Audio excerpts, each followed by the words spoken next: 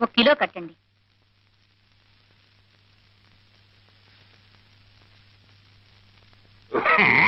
Biscuit packet ఎంతండి? రూపాయి పావలా. ఒకటి ఇవ్వండి. నీతో చిన్న పనుండి వచ్చానయ్యా సుబ్బయ్య. ఏమిటి, మళ్ళీ డబ్బు కావాలా? అవునయ్యా. ఇల్లు తాకట్టు పెట్టుకున్న నేరానికి ఎన్నిసార్లు ఎంత నిమ్మంటారు పంతులు గారు? ఇప్పటికే చాలా ఇచ్చావు, కాదన్ను. అన్నీ లెక్క రాసుకుంటూనే ఉన్నానులేవయ్యా. ఏదో ఒక రోజున తీర్చేసే పోతాను. ఎగ్గొడతారని కాదు పంతులు గారు, ఎలా తీర్చగలరు చెప్పండి. ఖర్చే తప్ప పైసా రాబడలేదు కదా. సరే, నువ్వు ఇవ్వనంటే నేను బలవంతం పెట్టలేవయ్యా. వస్తాను. ఉండండి పంతులు గారు, ఎంత అవసరం ఉండి మీరు ఇలా నోరు తెరిచి అడిగారో నేను అర్థం చేసుకోగలను. ఈ 300 ఉంచండి.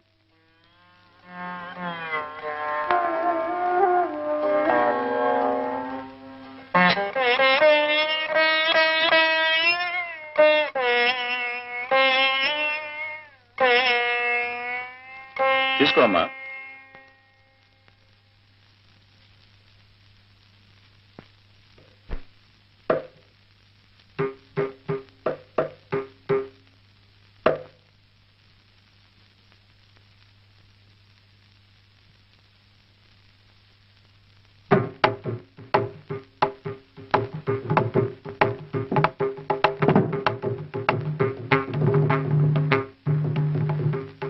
ఏమయ్యా గోపాలం, తాళం తప్పుతోందయ్యా. తాళం తప్పటానికి కారణం నే చేసిన తప్పే అయ్యగారు. తమని కాదని వచ్చేశాను. ఈ 12 ఏళ్ళు ఈ చేతులకి పని లేకుండా పోయింది అయ్యగారు.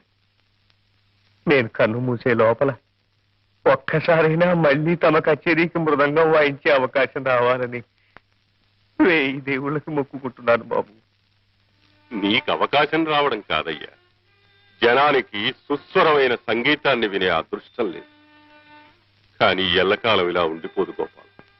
మళ్ళీ శాస్త్రీయ సంగీతానికి ఆదరణ లభిస్తుంది. త్వరలోనే ఆ రోజు వస్తుంది గోపాలం. నీకు కొన్నంత మనోబలం ఉంది కాబట్టి మీకు అలా అనిపిస్తోంది.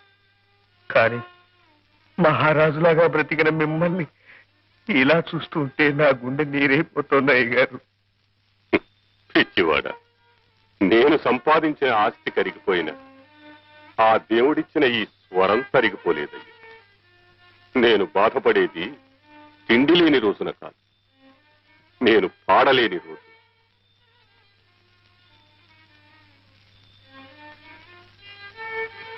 ఇందా, ఈ డబ్బు తీసుకో గోపాలం. తమరు అప్పు చేసి మరీ దానం చేస్తున్నారా బాబు?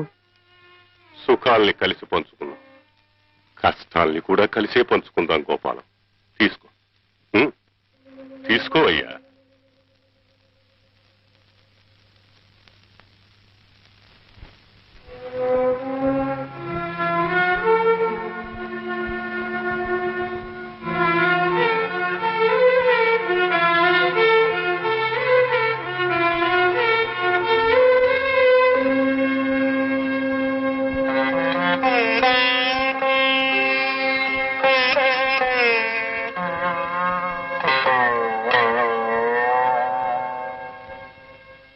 బ్రతికున్నాళ్ళు బజార్ మనిషిని అసహించుకున్నా పోయే ముందు మీ అమ్మను చూస్తే నా కడుపు తరికిపోయిందమ్మా. మంచంలో తీసుకుపోయింది పాపం. మీ అమ్మ జబ్బుపడ్డంతో మీ మామయ్య ఎటో వెళ్ళిపోయాడు. దాంతో పిలిస్తే పలికే మనిషి లేక దిక్కుమాలి సాగు చచ్చిపోయింది. కన్ను మూసేలాగా నిన్ను కళ్ళారా చూడాలని ఎంతో తప్పించింది పాపం. కానీ ఏం లాభం, ఆ కోరిక తీరకుండానే వెళ్ళిపోయింది. పోతూ పోతూ తన యావదాస్తి నీకు చెందాలని ఇల్లు రాసిపోయింది. ఇవిగో కాగితాలు. ఇప్పుడు నాకు ఈ ఆస్తి ఎందుకు బాబు గారు? ఇన్నాళ్ళు కాయ కష్టం చేసి బ్రతికాను. శంకరాన్ని చేర్చవలసిన చోటికి చేర్చాను. ఇక నాకు వీటి మీద వ్యామోహం లేదు బాబు గారు.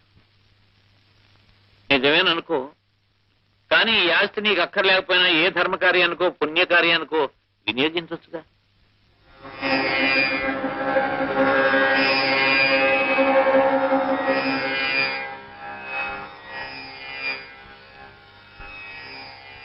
ఒరే శంకరం, అహర్నిశలో అధిశృతిలో ఉందో లేదో అనే తప్ప అమ్మాయి జీవితాన్ని శృతి చేద్దామనే ఆలోచన లేదే నీకు? శృతిలోనే ఉంది. అమ్మాయికి ఓ చక్కటి సంబంధం చూశానురా.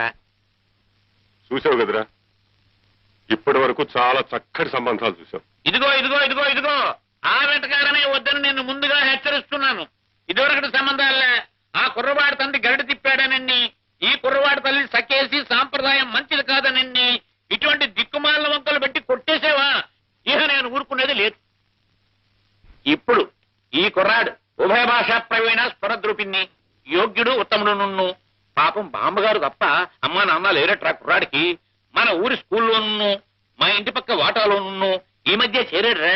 ఒరే ఇదిగో ఒరే శంకరం, దాంతో పాటు మీ మరదలకు కూడా బహు గొప్పగా నచ్చేశాడు అనుకో.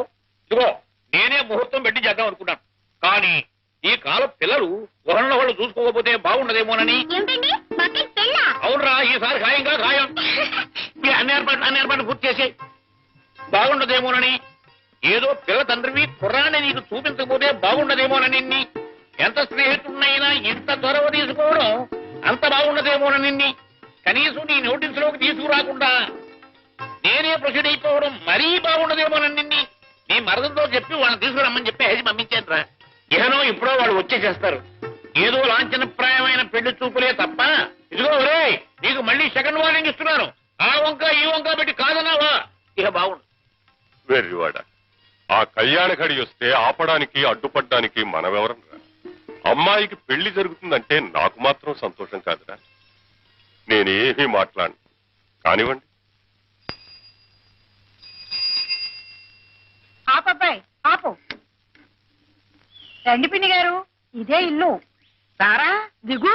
ఇదిగోనే ఇష్టం లేని పెళ్లికి ముక్కు పట్టుకొని లాక్కొచ్చాం. నేను ముందే చెబుతున్నాను, ఈ పిల్లని పెళ్లి చేసుకుంటాక చేసుకోను అంతే. నోరు మొయ్యరా. శంకర శాస్త్రి గారు అల్లుడు అవడం అంటే నీ అదృష్టం అనుకో. వేర్రే మొగమా, దిగు. దిగు. ఏమిటి పిన్ని గారు అబ్బాయి అంటున్నాడు? ఏం లేదమ్మా, ఇల్లు చాలా అందంగా ఉంది అంటున్నాడు. అదిగో మాటల్లోనే వచ్చేసారు. రండమ్మా, రండి రండి రండి రండి. కామాక్షి, నువ్వు వెళ్ళి అమ్మాయి సంగతి చూడు. అలాగే. రాబోయ్, రా రా రా రా. ఒరేయ్ శంకరం, పెళ్ళికొడు కామేశ్వరరావు, మీ మామగారు శంకర శాస్త్రి. శంకరాపురం శంకర శాస్త్రి ఎప్పుడైనా చూసేవా? వాడి మోహం పసివాడు, వాడెక్కడ చూసుంటాడు బాబు. నేను నా చిన్నతనంలో బాబు గారి పాట వినాలని ఎన్నో కలలు కనేదాన్ని. మా వారు నన్ను ఎక్కడికి బయటికి తీసుకువెళ్లేవారు కాదు. దాంతో ఆ కోరిక అలాగే మిగిలిపోయింది. బాబుగారు సాక్షాత్తు సరస్వతి పుత్రులని చెప్పుకునేవారు మా రోజుల్లో. పుట్టిన ఇన్నేళ్లకి బాబుగారిని చూడగలిగాను. చూడడం ఏమిటమ్మా, మా శంకరంతో సంబంధమే కలుపుకోబోతుంటేను. కూర్చోవా. అది నిజంగా మా పూర్వజన్మ సుకృతం బాబు. బాబుగారు మా వాడిని చెప్పుకోవడం కాదు గాని మా కాముడికి. ఏమిటి నువ్వు నోర్మయ్యరా. మా కాముడు పెద్దలంటే భయభక్తులు వినయ విధేయతలు ఉన్నవాడు బాబు. విన్నావట్రా, వినయ విధేయతలు ఉన్నవాడట.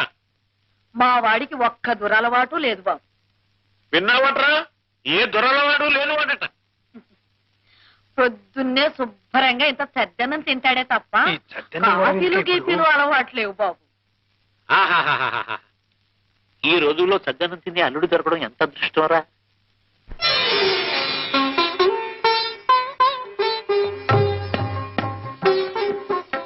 నా తల్లి రామ్మా, రా కూర్చో.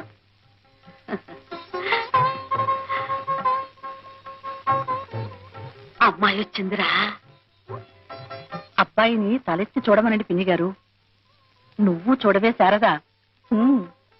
చూడవా, నువ్వే పెళ్లి కూతురులా సిగ్గుపడిపోతున్నావేమిటి? చూడు.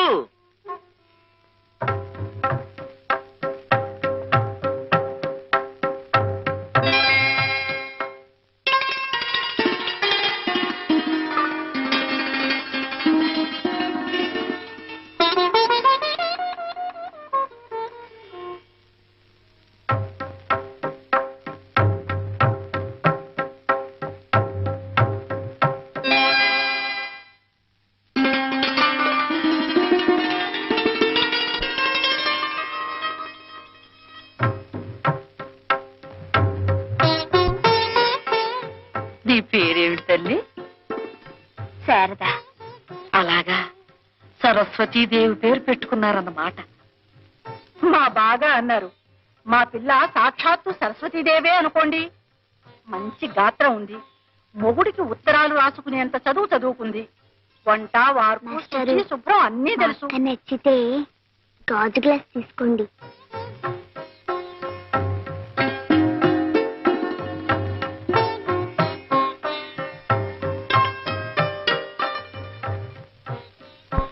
అక్క, మాస్టర్ నచ్చితే స్టీల్ గ్లాస్ తీసుకో.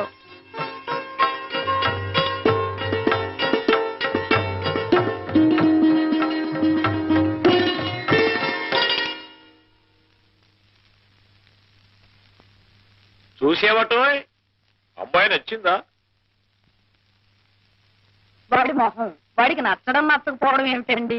కుర్రవాడు, వాడికి ఏం తెలుసు కనుక. ఆ అమ్మాయికి వంట వార్పు ఏమీ రాకపోయినా నాకు అభ్యంతరం లేదు బాబు గారు. వంశపారంపర్యంగా వచ్చే అపారమైన స్వర సంపద ఉంది. అది చాలు బాబు నాకు. ఆ మహానుభావుణ్ణి పాడమని అడిగే అర్హత లేదు నాకు. ఆ అమ్మాయి ఒక్క పాట పాడితే బాబుగారు గొంతు విన్నట్టే అనుకుంటాను. ఏమ్మా, ఒక్క పాట పాడతావా? అక్క,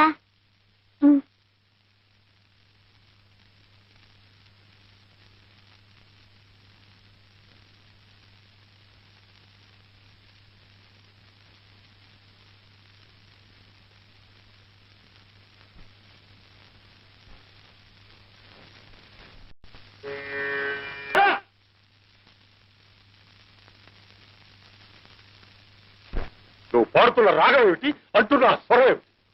శుద్ధ హిందువులలో ఆ రిషభం ఎలా వచ్చింది?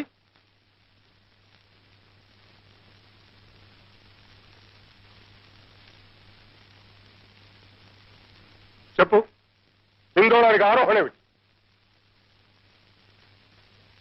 సగమ్మ తనిస, అవరోహణ సన్నిధ మకస. మరి ఆ రిషభం ఎక్కడి నుంచి వచ్చింది? స్వర సంకరం చేయడానికి బుద్ధి లేదటే.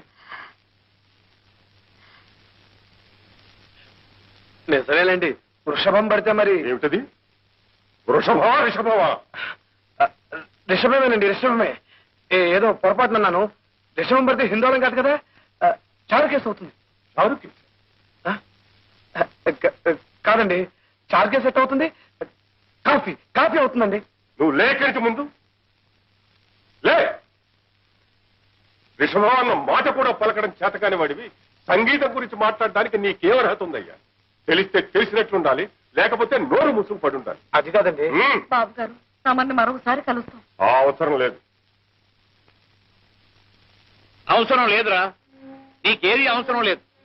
కానీ శారదకి పెళ్లి అవసరం, ఒక తోడు అవసరం, ఒక నీడ అవసరం. ఏ సంగీత విద్వాంసుడికో కట్టబెట్టి దాని గొంతు ఎందుకు కోస్తావురా? నువ్వు అనుభవించే సుఖం చాలకనా? సంగీత సామ్రాట్టివి, శంకరాభరణంలో దిట్టవి, గండపెండీరం తొడిగించుకున్న వాడివి. ఈ వేళ ఎవరైనా కచేరీకి పిలిచి ₹1 ఇస్తున్నాడు రా. శుభ్రమైన బట్ట కట్టి ఎన్నేళ్లయిందిరా సంతృప్తిగా 2 పూట్ల భోంచేసి. కనీసం శారదకి ఒక మంచి రవికల గుట్టైనా కొనిపెట్టగలుగుతున్నావా? ఇంకా నీకెందుకురా ఈ కంచిగరుడు సేవ? ఒరేయ్, రసికులు కాని వాళ్లకు కవిత్వాన్ని వినిపించే దౌర్భాగ్యాన్ని తన నుదుట రాయొద్దని ఏడుస్తూ వేడుకున్నాడు రా కాళిదాసు. ప్రజలకు నీ సంగీతం అవసరం లేనప్పుడు, ఆ సంగీతం నీకు కూడు గుడ్డ పెట్టలేనప్పుడు నీకెందుకురా ఇంకా ఆ వ్యామోహం? నీకుంది సరే, ఆ వ్యామోహంతో ఆ పసిదాని బ్రతుకు నాశనం చేయడానికి హక్కు నీకెవడిచ్చాడ్రా? కాదురా, ఈ జన్మలో దానికి పెళ్లి కాదు. ఇలాంటి తండ్రికి పుట్టారనే ఆనందంతో ఏ నుయ్యో గొయ్యో చూసుకుంటుంది. అప్పుడు ఆ శవాన్ని ఎదురుగా పెట్టుకుని పాడుకుంది కదా సంగీతం. నిన్ను దైవం కూడా రక్షించలేడురా.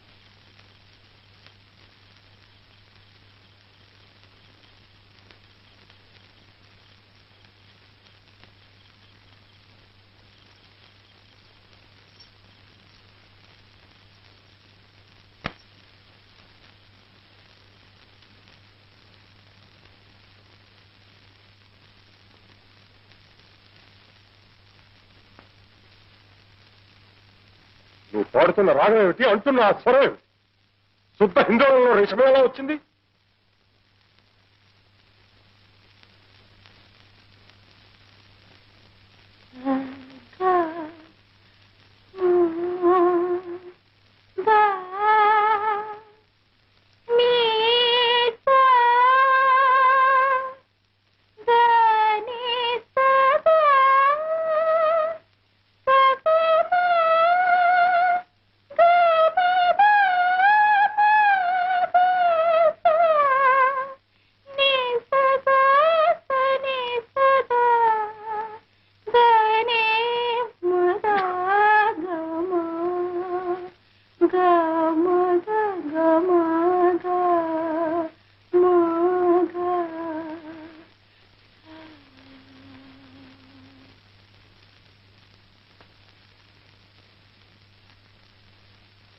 ఏమిటోరా కాముడు, ఉన్నదాన్ని ఊరుకోకుండా ఆ అమ్మాయిని పాట పాడమని నేనే అడిగాను.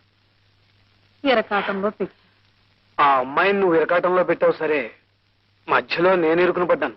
నీ మొహం బెల్లం కొట్టిన రాయలా నోరు మూసు కూర్చోక ఆ చొల్లువాగుడు ఎందుకురా నీకు? బోలే డబ్బు ఖర్చు పెట్టి సంగీతం చెప్పించాను. 20-30 కృతుల దాకా నేర్చుకున్నావు. రిషభం అనడం చేతకాలేదట్రా నీకు? నీ కర్మ కాకపోతేను. నువ్వు సడక్కే మధ్యన చేత కాకనా? కావాలంటే ఇప్పుడు పరీక్ష పెట్టు. గడగడ రాగాలు, ఆరోహణలు, అవరోహణలు అన్ని అప్ప చెప్పేస్తాను. ఉన్నట్టుండి ఆయన కళ్ళేసేసరికి నాకు వణుకు పుట్టింది. ఆ కంగారులో ఏదో ఆగేశాను, అంతే. 10 జన్మలు తల్లకిందులుగా తపస్సు చేసినా మనలాంటి వాళ్ళకి అలాంటి సంబంధం దొరుకుతుందా నాయన? చేతులారా దూరం చేసుకున్నావు. ఇసు సన్నాసి. ఆ సంబంధం తప్పిపోయినందుకు నీకంటే ఎక్కువగా బాధపడుతోంది నేనే. నీకేం తెలుసు? నాకు సంగీతం రాదనేగా పొమ్మన్నాడు ఆయన. చూద్దాం.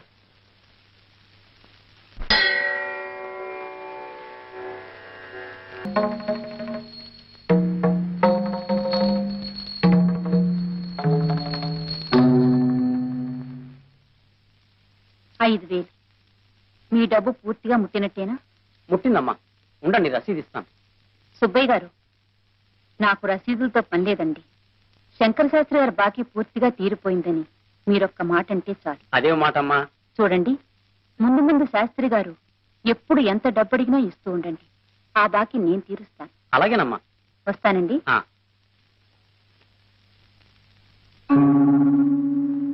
సుబ్బయ్య గారు, శాస్త్రి గారు వస్తున్నారు. ఆయనకు నా గురించి ఏం చెప్పకండి. రండి పంతులు గారు, రండి, కూర్చోండి. నీ దగ్గర ఇంతకు ముందే చాలా డబ్బు అప్పుగా తీసుకున్నానయ్యా. మళ్ళీ ఆ పని మీద నీ దగ్గరికి రాకూడదనే అనుకున్నాను, కానీ రాక తప్పలేదయ్యా. అదేం మాట పంతులు గారు, డబ్బు కావాలా? అవునయ్యా, పిల్ల పెళ్లి చేయబోతున్నాను. ఈసారి నువ్వు నోటి మాట మీద అప్పు ఇవ్వక్కర్లేదు సుబ్బయ్య. ఈ గండపిండరాన్ని చూసావా? ఇది ఒక ఆభరణం అని నేనెన్నడూ అనుకోలేదయ్యా. ఇది నా శరీరంలో ఒక భాగమేనని, కట్టెల మీద ఈ కట్టెతో పాటు ఇది కాలి బూడిదైపోతుందని అనుకున్నాను తప్ప ఇలాంటి అవసరం వస్తుంది అనుకోలేదయ్యా. డబ్బు రూపంలో దీని విలువెంతో నాకు తెలియదు.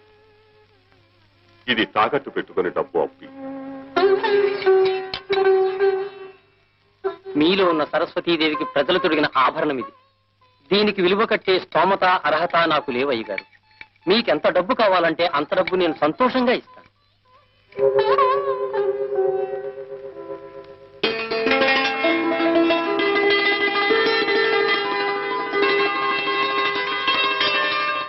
ఎంత రాశారా? ఉదయనుడు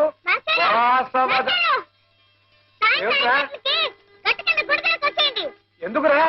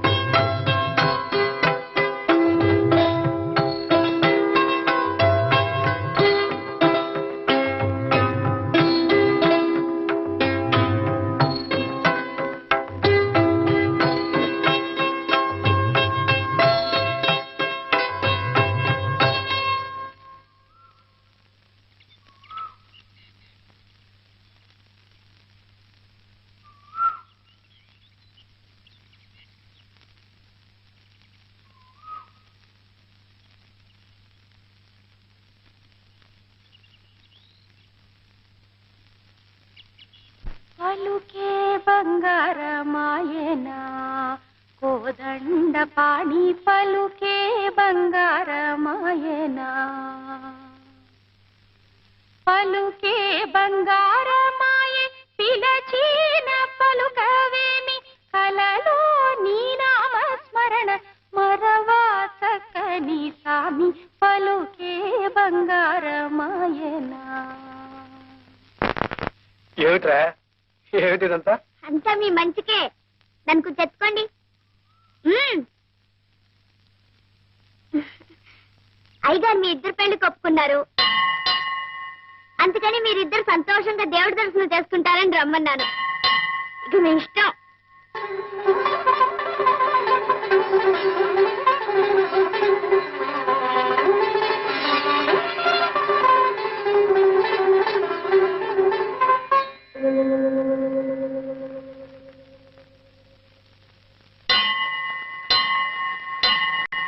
గుమ్మం దగ్గరకు వచ్చిన లక్ష్మి చేజారిపోయిందని బాధపడ్డాను బాబు గారు. తమంతట తమరే పిలిచి పిల్లనిస్తున్నారంటే ఇదంతా మా కాముడు సుఖం. మా వాడు ఎప్పుడు అంతేనమ్మా. సొంటి కొమ్మేననుకోండి, కళ్ళల్లో పెట్టుకుంటే భక్కున మండుతుంది, ఆ తర్వాత మంచు ముక్కలే చల్లబరుస్తుంది. సుందరం బాగవుతారేనా? మాట ఇది కటు, మనసు వెన్నపూస. ఇక శుభలేఖల పని పూర్తయినట్టే. పోతే నువ్వు ఒప్పుకుంటావనే నమ్మకంతో నేను ఒక మాట ఇచ్చానురా. ఏమిట్రా అది? మన శేషాచలం గారి హాలు ఎవరో తీసుకుని రీమోడల్ చేసి దానికి రంగులు అవి వేసి ఆర్భాటంగా తయారు చేశారురా. మన అమ్మాయి పెళ్లి రోజునే దాని ప్రారంభోత్సవం కూడాను. అలాగా? ఆ హాలుని నీ కచేరీతో పునఃప్రారంభించాలని వాళ్ళ కోరిక. వాళ్ళు వచ్చి నన్ను అడిగారురా. నేను సరేనమ్మా. బాబు గారి కచేరియా? ఒక్కసారి కూడా వినకుండానే పోతాననుకున్నాను. ఇన్నేళ్లకి నా కోరిక తీరబోతోందన్నమాట. అది వాడి అంగీకారం మీద ఆధారపడి ఉంటుందమ్మా. ఏరా ఏమంటావు? అలాగే.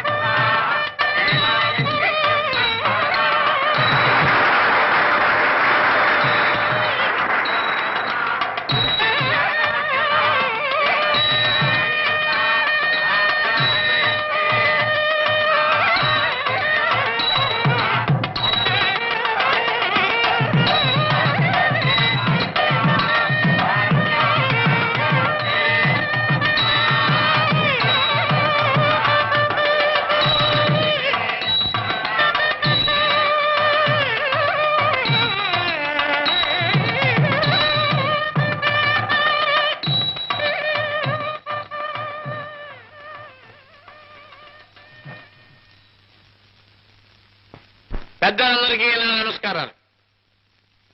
అపర సరస్వతి అవతారమూర్తి అయిన ఈ కళామూర్తిలోని కళను వర్ణించే శక్తి నాకు లేదు. అయినా ఈయన సహచరునిగా ఈ వ్యక్తి యొక్క వ్యక్తిత్వాన్ని గురించి 2 మాటలు మీకు నేను విన్నవించుకుంటాను. గతంలో శాస్త్రి గారి గానం వినడానికి ఆబాలగోపాలం తహతహాలు ఆడిపోయేవారు, విని పులకించిపోయేవారు. ఆయన మహారాజా టీవీతో దర్జాగా బ్రతకడం నాకింకా గుర్తు. ఆ వైభవం, ఆ వెలుగు నాకింకా కళ్ళకు కట్టినట్టు కనపడుతోంది. కానీ కాలక్రమేణా సంగీతంలో అనేక మార్పులు వచ్చాయి. ఉదాహరణకి వాటైనా కాటైనా, కరిచైనా కొరికైనా అనేది సాహిత్యము, మలేరియా వ్యాధిగ్రస్తుని వణుకు లాంటి సంగీతము తయారయ్యాయి. అనేక శబ్దాలు, కూతలు, కేకలు, అరుపులు, నిట్టూర్పులు సంగీతంలో చోటు చేసుకున్నాయి. ఈ స్థితిలో తన గానానికి ఆదరణ లేని దశలో శ్రీ శాస్త్రి గారు తన ఇంటి 4 గోడల మధ్య అదే సభా వేదిక అనుకుని క్రిమికీటకాదులే రసికత గల శ్రోతలు అనుకుని తన సంగీత సాధనని కొనసాగిస్తూ వచ్చారు. తన సర్వస్వము అయిన సాంప్రదాయ సంగీతానికి ఈ రోజు ఇంత ఆదరణ లభించడంతో ఈ బ్రహ్మఋషి మొహంలో కొత్త తేజస్సు కనబడుతోంది. 10 కాలాల పాటు శ్రీ శాస్త్రి గారు తన గానామృతాన్ని మనకు విందు చేసే శక్తిని భగవంతుడు వారికి ప్రసాదించాలని నేను ప్రార్థిస్తూ ఉన్నాను. సెలవు.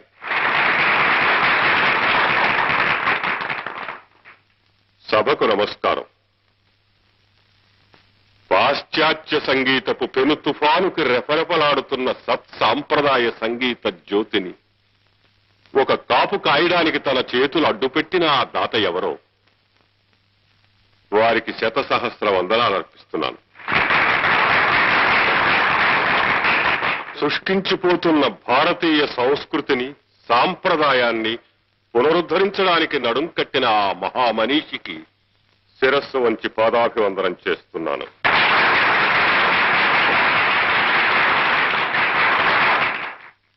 ఈ కళ జీవకళ, అజరామరమైనది.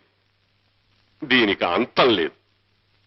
నిరాదరణ పొందుతున్న ఈ సంగీతాన్ని పోషించడానికి 1,000,000 ఒక్క వ్యక్తి ఉన్నా సరే ఈ అమృత వాహిని అనంతంగా ఇలా ప్రవహిస్తూనే ఉంటుంది. మనిషి నిలువెత్తు ధనం సంపాదించినప్పటికీ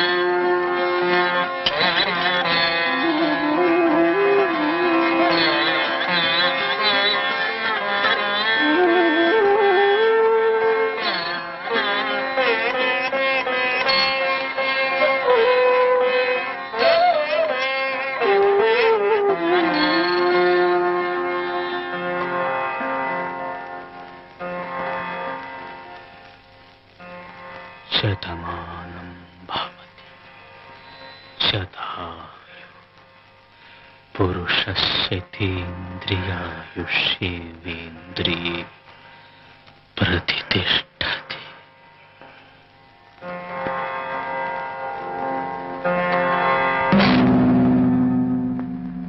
అమ్మా అమ్మా అమ్మా అమ్మా అమ్మా నాన్న నాన్న నాన్న నాన్న శంకరం, శంకరం,